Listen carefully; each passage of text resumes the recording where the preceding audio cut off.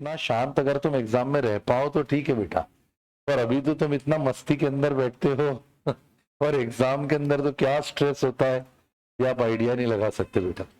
एक दिन पहले से दिल की धड़कनें रात को ऐसी बढ़ती हैं भाई, गर्ल्स तो टप टप आंसू लिटरली। और बॉय देखो दोनों के अपने इमोशंस को वेंट आउट करने के अलग तरीके, और बॉयज गुस्सा चिड़चिड़ और ये सारी चीज। गर्ल्स भी चिड़चिड़ करती है आजकल, तो ऐसा कुछ नहीं, कोई रोने वाली लड़कियां तो गई आजकल आती नहीं है वो और खतरनाक काली का अवतार बन जाए तो बेटा पूरा घर इधर उधर हो जाए तो ये पक्का होगा। अभी जितने मुस्कुरा रहे हो ना तुम, और इतना तुम्हारा अच्छा दिमाग चलता है, ये बोला फिर चलो वो बोला, फिर सर ने हंसाया, बीच में मोटिवेट करा, और दोस्त अपना बैठा हुआ है और बढ़िया एकदम इतना। और इससे बिल्कुल अपोजिट होता है बेटा एग्जाम, कोई दोस्त नहीं होता है, हम स्ट्रेस में होते हैं, एक रात पहले हम रो चुके होते हैं, सुबह उठ के हम मम्मी और पापा से चिड़चिड़ कर चुके होते हैं। ये सब को लेकर तुम तनाव लेकर एग्जाम में जाते हो यार, क्या तुम नुकसान करते हो अपना यार। मतलब बहुत शर्म की बात है यार। मैं देखता हूँ पापा स्कूटर चला रहे हैं, बेटी बैठी हुई है पीछे स्कूटर पे और वो किताब लेके बैठी हुई है। तूने साल भर क्या करा बेटी जो अभी तो किताब लेकर बैठी? तो सोचो, और इतने स्ट्रेस में अंदर जाओगे, क्या तो दिमाग चलेगा बेटा। प्लीज, मतलब मैं लिटरली बोलता हूँ, रात को 8 बजे 9 बजे के बाद में तुमको पढ़ाई छोड़ देनी चाहिए। जो होगा साला फेल तो फेल। मैं आपको एक ताज्जुब की बात बोलता हूँ, आप सोच के हंसोगे। जब मेरे में बुद्धि आई तो मैं मैथ्स के पेपर के पहले हमेशा फिल्म देखने जाता था, और इतना अच्छा पेपर जाता था कि मेरा टोटका बन गया था कि मैथ्स का पेपर है तो फिल्म तो देखनी देखनी है।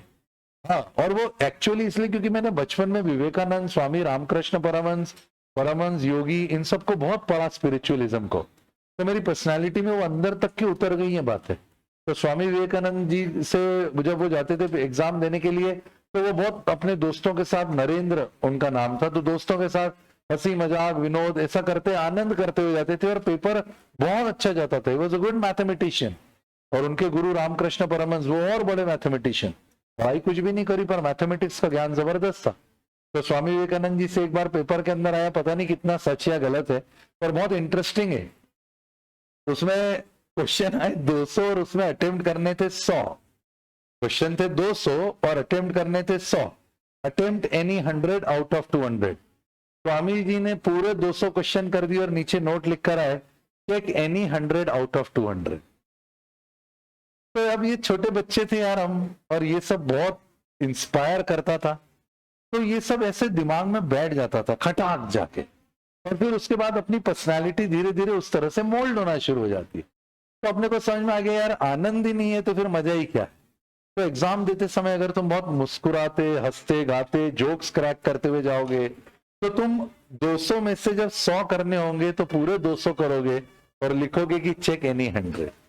करके देखो बेटा, तुम वो हो ही नहीं एग्जाम में जो तुम इस समय मेरे सामने हो। तो तुम खुद जानते हो, तुमने हर पेपर के पहले इतना सीन क्रिएट करा है घर में जैसे तुम कोई महाभारत का युद्ध देने के लिए जा रहे हो। और गलती हम माता पिता की भी है, हमने तुमको बहुत बढ़ावा भी दिया। वो तेरे को खाना नहीं खाते बन रहा, ले 1 गिलास दूध पी ले, ले तेरे सर में चंपी कर दूं, मैं तेल लगा दूं, पैर दबा दूं, ये कर दूं। एक उठा के लपाड़ा मारना चाहिए, 4 गुलांटी खा के गिरे हुए, एक लपाड़ा, मतलब बहुत जरूरी है। जब ये बहुत जरूरी, तब उसकी अकल टिकाने आए कि साले तेरे 10वीं के परसेंटेज को गूंद के 2 वक्त की रोटी नहीं बन सकती है। 12वीं के परसेंटेज, 12वीं के जा नौकरी जरा ढूंढ के आ, औकात है तेरी तो 12वीं। माफ करना कड़वे शब्द और गंदे शब्द बोल रहा हूं, पर ये सच्चाई है। पेरेंटिंग में ऐसा करना भी जरूरी है। 12वीं में 90-90, चल निकल घर से बाहर, भगा उस साले को, इसको यहां से। और अब तू 3 दिन घर पे नहीं आएगा, अपने दम पे तू जी के बता।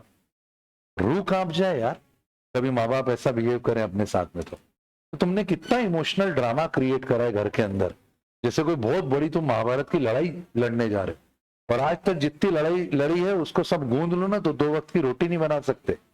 वो निकाल दिया जाए घर से बाहर के, निकलो अभी इमीडिएट, ले जाओ तुम्हारे 12वीं के परसेंटेज की 90% की मार्कशीट और जाओ, और 3 दिन 2 टाइम का खाना खा के प्रॉपर आना। खबरदार किसी रिश्तेदार के घर गए खबरदार किसी दोस्त को करा था, अपने दम पे 2 वक्त की रोटी खा के बता तू, तीसरे दिन होश ठिकाने आ जाए और समझ में आ जाए कि पढ़ाई वढ़ाई जो है ये सब गूंद के 2 वक्त की रोटी नहीं बन सकती राजा। इससे ये तो माता पिता ऐसे प्रोटेक्ट करके खड़े हुए हैं, जैसे हथेली पे लेके खड़े हुए हैं।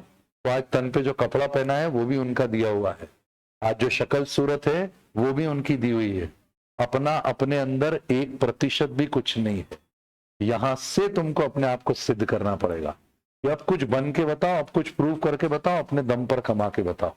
हट जाए ना बेटा माँ बाप का सरनेम भी अपने नाम के पीछे से, तो लावारिस हो जाए हम और सड़क पे चलते किसी आवारा कुत्ते की तरह।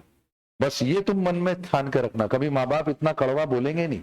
और उनकी जगह से मैं एक बार बोल देता हूँ, जब तुमको लगे ना कि पिताजी को टेकन फॉर ग्रांटेड लेना है या मम्मी को अपन को ऐसे है, मम्मी यार क्या खाना है वो, तब ये मेरे कड़वे शब्द रिवाइंड करके फिर से सुन लेना। 0 है अपन, 0। अगर माता पिता का सरनेम हटा दिया जाए, उनके द्वारा दिया गया जो शरीर है और जो कपड़ा है और जो जेब में पैसा है और जो गाड़ी पार्किंग में खड़ी हुई है और जो चश्मा पहन के रखा हुआ है और जो घड़ी पहन के रखी हुई है और जो क्रीम लगा के क्लास में बैठे हुए हो और जो अंडरगारमेंट पहने हुए हैं, वो सब माँ बाप की देन है। तो ये हमेशा याद रखना, ये सब लौटाना पड़ेगा और ब्याज के साथ लौटाना पड़ेगा, और उसके लिए मेहनत करनी पड़ेगी, सिद्ध करना पड़ेगा और कुछ बन के दिखाना पड़ेगा। क्योंकि अगर वो सब कुछ हटा दिया जाए तो 0 भी कुछ ना कुछ होगा, हम उससे भी खत्म है आज की तारीख। बुरा लगे तो बुरा लगाना, ऐसी सब बातें मैं बुरा लगाने के लिए ही बोलता हूँ, क्योंकि कैंसर का इलाज मीठी गोली से नहीं होता है बेटा, उसके लिए करेले का रस पीना ही पड़ता है। बात समझ में आए तो उतारना थी। कोई बोलेगा थोड़ी कभी तुमको ऐसा, मैं बोल सकता हूँ क्योंकि मैं तुम्हारा माता पिता नहीं हूं, तुम मेरी संतान नहीं हो, संतान जैसी हो, संतान नहीं हो। मैं बोल सकता हूँ, मैं अपने बेटे को थोड़ी बोल सकता हूँ, समझो बात को ईमानदारी से, अपने बेटे को थोड़ी बोल सकता हूँ, वो गुस्से में घर छोड़ के चला जाएगा। तुम्हारे माता पिता तुमको थोड़ी बोल सकते हैं, तुम गुस्से में घर छोड़ के चले जाओगे और कर कुछ नहीं पाओगे, वापस आओगे लौट के। पर मैं तुमको बता सकता हूँ और मेरे बेटे को उसके टीचर बताएंगे। तो खुद समझो यार, एक गुरु की भूमिका क्या होती है, तुम समझो यार। जो माता पिता काम नहीं कर सकते और जहां जाके वो रुक जाते हैं, वहां गुरु आता है जीवन में और वो परिवर्तन लेकर आता है। ऐसे ही थोड़ी बोलते हैं यार, है ना, ऐसे ही थोड़ी बोलते हैं गुरु का क्या लेवल है। माता पिता से 1 कदम ऊपर का लेवल इसलिए गुरु को दिया जाता है क्योंकि माता पिता जन्म दे देते हैं, बाकी की सुविधाएं दे देते हैं, पर जीवन जीने की कला तो गुरु ही सिखाता है ना बेटा। कुछ सोचो यार। इसलिए जिसको अपना गुरु मानो उनको दिल से सम्मान करो, पैर तुम उनके छुओ ना छुओ, दिल में जबरदस्त इज्जत होनी चाहिए।